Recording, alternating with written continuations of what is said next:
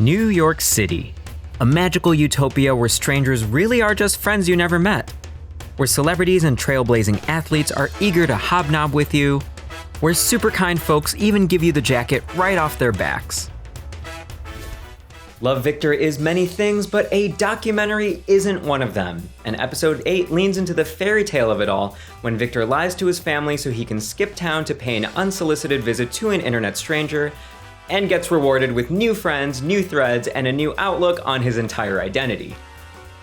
One of the showrunners, Brian Tannen, who also wrote this episode, paints this chapter with such an epic feel that one pop culture blog even mistook it for the whole dang season finale.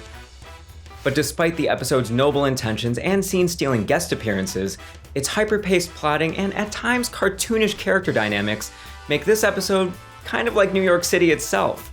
Magical when you look at it from afar, but less magical the closer you squint.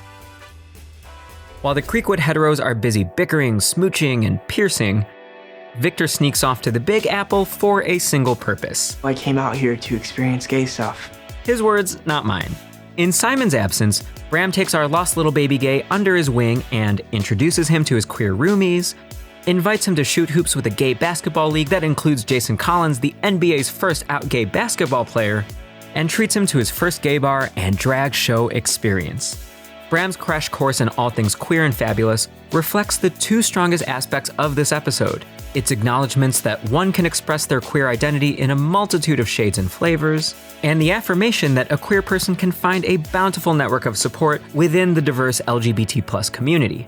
These ideas might seem basic to queer viewers lucky enough to be living their best out and proud lives, and I'm somewhat hesitant to judge a work of fiction by its merits as an after-school PSA, but the fact is that large swaths of queer youth still need to hear these affirmations as often and full-throated as possible, especially in this 2020 hellscape in which marginalized communities are more vulnerable than ever.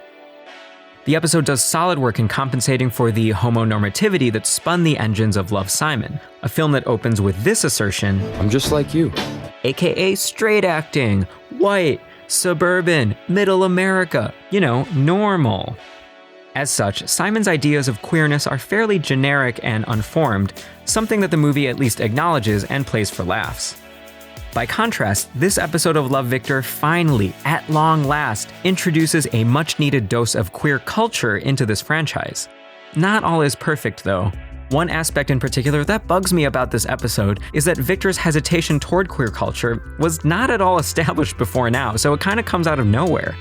By not including at least one or two moments in the first 7 episodes that establish Victor's discomfort toward typically queer values or sensibilities, this episode treats his uneasiness not as a unique character blind spot, but as an assumed given, as if this is how most teens in his situation would react. My pronouns are they, them, theirs. Nice to meet they. Overall, though, I'm relieved at how Tannen charts Victor's slow but steady embrace of queerness in its myriad forms and expressions. The scene in which Bram takes Victor to a gay basketball league to show him that, hey, gays can play sports too, came close to throwing a large portion of queer culture under the bus by drifting towards some garden variety femphobia. Said everything was too gay for you, so thought I'd butch it up.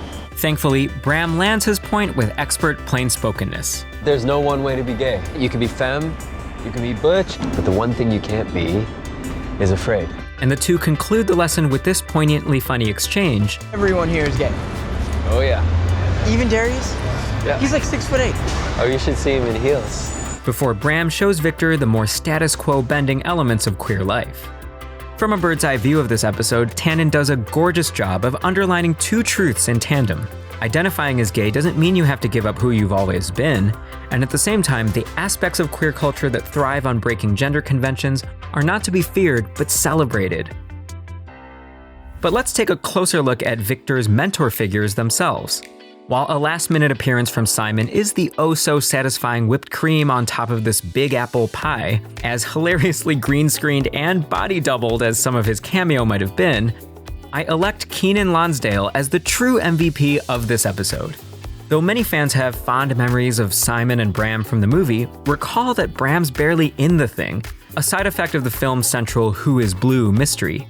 Lonsdale made the most of his limited presence in the movie. He's the absolute king of throwaway gestures and reactions that feel off the cuff, fully lived in, and charming as hell. I have a feeling you're gonna break a lot of hearts. I can imagine episode editor Shoshana Tanzer had an embarrassment of riches when choosing his reaction shots that serve as a sympathetic running commentary on Victor's reticence. Lonsdale expressed hesitation at returning to the franchise, understandable given that he's since gone on to bigger, gayer things. But his presence as Victor's self-confident, patient mentor provides viewers with a model for queerness that's bolder and brighter than the I'm just like you accessibility of Simon.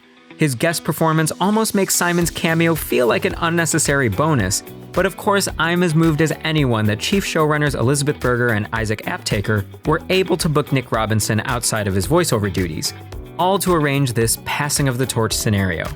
Speaking of which, mad props also to costume designers Mo Daftery and Molly Grunman for this super stealth setup payoff, outfitting Victor in an unadorned denim jacket in episode 1 to beautifully contrast with his donning of the iconic Simon jacket in a fabulous long play example of using costumes to dramatize a character arc. In terms of how Victor first greets Simon, But now I realize this whole time you've been sitting around with your friends, laughing about my stupid, messed up life. his indignant attitude is of a piece with how he's been acting towards Simon and his roommates throughout the season. Ever since Victor's epic opening diss to Simon, I just want to say, screw you. Tannen and his co-writers have unfortunately painted a lopsided dynamic all season long in which Victor constantly asks these kind souls for insights, support, and advice, and often repays them with rudeness, You've just been lying to me. awkward questions with shades of othering, Why do so many gay people like dressing up in drag? and lack of serious interest in their own lives. And throughout the season, Simon remains ever patient in lending reams of advice to someone he only knows through DMs and social media posts. Justin, Ivy, and Kim follow suit. The three smiling roommates almost come off like Westworld-style robots, with their saintly desire to be helpful turned up to 120%, and their aversion to self-centered behavior turned down to 0. The only time we get even an inkling that they're less than amused with Victor's teenage-style petulance is this irritated reaction from Justin. I'm Bram and Simon's pre-frosh. What is a pre-crush? This imbalance comes into sharper focus with Simon's big reveal that Bram and the roomies have been helping to provide the insight that Simon's been doling out all season. Despite that, Victor doesn't apologize for yelling at them at the bar. It's Ivy who shouts an apology to Victor before Justin makes the wisest move of the night, telling everyone to just shut up and dance. Aptaker said of this episode's writer, Brian is gay, and he wrote the wish fulfillment fantasy of what he could have had as a teenager if he could have taken this magical trip to New York and been embraced by kids who are a few years older and show him the ropes. It's an admirable storytelling goal, but wish fulfillment narratives resonate the more that characters' actions and reactions feel emotionally real. I wish that the show had portrayed the outreach from the New Yorkers in a more grounded and balanced way. It does no one any good, neither the queer kids just inching out of the closet nor the experienced folks they ask for support, to suggest that sustained self-centeredness is a winning approach when seeking a mentor-mentee relationship. Victor should count himself supremely lucky that he's found 5 of the most selfless, generous, altruistic people that anyone is bound to find on the East Coast. Of course, there's only so much nuanced character dynamics that you can pack into one episode, which is why I think this New York Odyssey of Victor's should have been 2 episodes. Either that, or the writers could have deleted 1 or 2 of this episode's subplots, which include a Breakfast Club-themed time waster and a sweet but disposable mom and daughter reconciliation story to make more room for the New York stuff.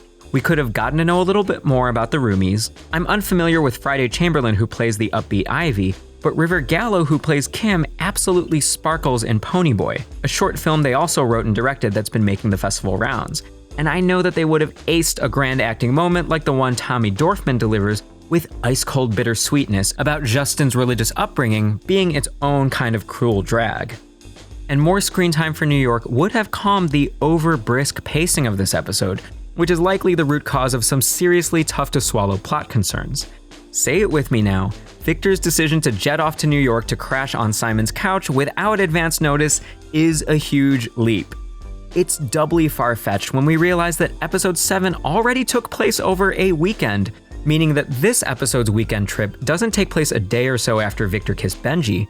Victor has spent at least 1 whole week concealing the truth from Mia, awkwardly working alongside Benji at the coffee shop, and making plans to visit New York without giving Simon a heads up. Most pressingly, more New York screen time would have meant more Katya Zamalajikova, whose all-too-short appearance was criminally wasted on generic drag queen dialogue. You are the sorriest-looking crowd I have ever seen. When we know she has zingers up her sleeve like this one. I'm a squashing hot mess in a skin-tight dress. That's a rash, not a herpes sore. While the nitty-gritty details in this episode are iffy, I do have an appreciation for its overall spirit, which the optimist in me considers emblematic of this franchise's potential to expand queer representation in mainstream YA media. Showrunners Berger and Aptaker have the opportunity to take a page from TV creator Jenji Kohan's playbook on how she handled the exploration of women's stories on her groundbreaking show Orange is the New Black. Of that show's main character, Piper, Kohan said in 2013, "Piper was my Trojan horse. You're not going to go into a network and sell a show on really fascinating tales of black women and Latino women and old women and criminals, but if you take this white girl, this sort of fish out of water, and you follow her in, you can then expand your world and tell all of these other stories." There's a valid debate to be had about the merits and drawbacks of this incrementalist baby steps approach to inclusion in mainstream media. All I'll say here is that it's a good sign that Kohan's thoughts feel dated just a few short years after she shared them. Thanks in no small part to the powerhouse performances and writing that defined her show, today's TV landscape seems more eager than ever to feed our ever-growing appetite for stories of women with various backgrounds, hardships, and triumphs. I hope that Love Victor charts a similar course with queer-themed entertainment geared toward younger audiences. Though this franchise might have begun with Trojan Horse Simon, it's not far-fetched to imagine viewers of all ages swooning over a Love Kim-type show or movie in the near future, with a young intersex, trans, or non-binary protagonist in search of the great love story that they deserve.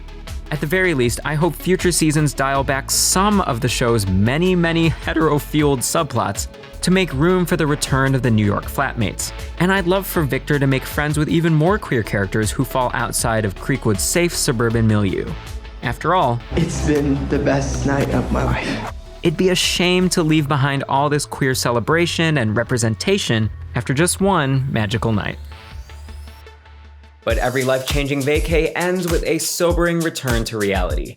So join me for episode 9, Who the Hell is B?, in which Victor tries to start making things right with his girlfriend and would-be boyfriend. And yet another Creekwood hero finds himself at the center of a mystery rooted in love letters and tantalizing nicknames. And let us know in the comments. It's 2020. While Felix confirms that this season indeed takes place in a version of spring 2020 that's going better than ours did, how would the pandemic have rewritten the events of this episode? Lake would decline to use the 6-foot-long kissing tube that Felix crafted so that they could make out while social distancing. Mia would catch Victor's sexuality research on his screen share during their Zoom catch-up date. Or Victor would awkwardly ask the roommates why gay people love wearing masks, and they'd tell him it's because they want to save some damn lives. Vote now!